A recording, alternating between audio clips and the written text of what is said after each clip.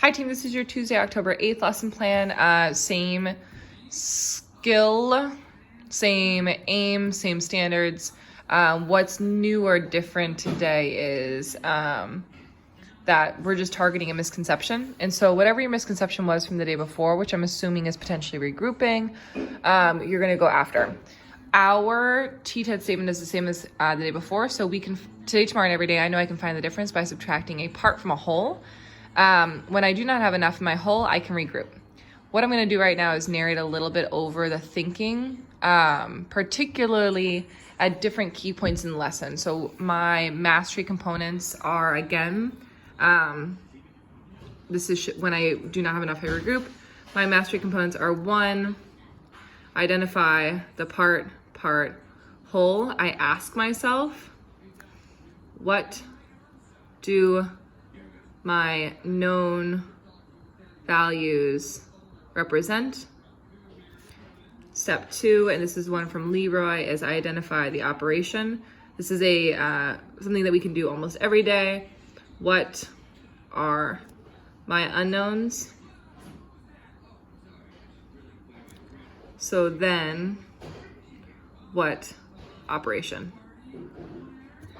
3 is going to be, it's subtract, but I'm actually just not going to write that because I think that writing subtract, I'm going to write solve with strategy. And this time we're going to go for expanded notation. And the question I ask myself is, how can I write both numbers? And I'll do EN for expanded notation. Then 5, subtract, and this is 1's place first. My question is, what place value do I start in if I do not have, oops, I have a little bug, a little green bug, hold on. Now the little green bugs on the carpet. Not if I. Do I have enough? How can regrouping help me? So those are the questions I'm going to ask myself today to get to a deeper understanding. These are the think about it's that you are actually going to prompt kids with as you circulate. I'm going to do one additional thing tonight.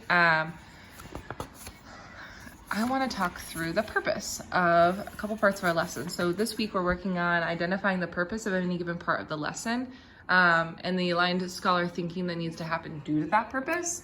And specifically, your skill as a teacher that you're working on gaining mastery of this week is a simple 4-step process.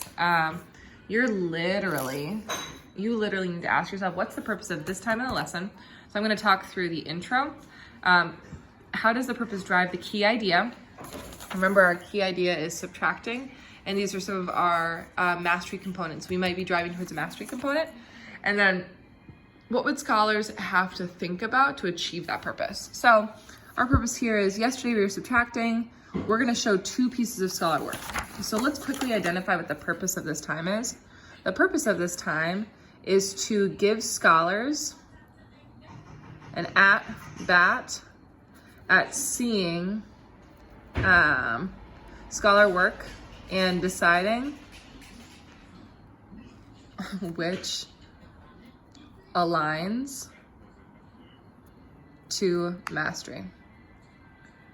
And so if that's what I want to do, how does this purpose drive towards our big goal? It depends on what you pick. If you pick 2 things that don't make sense, then it's not going to drive towards the goal. But if you pick a piece of work that is, I would say, close to exemplary, so the 2 pieces of scholar work I would expect you to show are like 58 minus 20, I should have done 9, and then 8 minus 29. This first one, good to go, shows the regrouping effectively.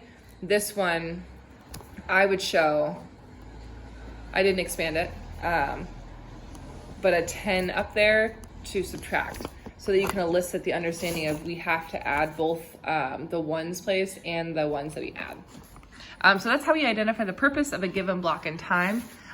We would have another purpose in naming the error and closing the gap. We were gonna have another purpose in our workshop time. There's a purpose behind everything we do. And with that purpose, we ask ourselves, how does it drive the key idea?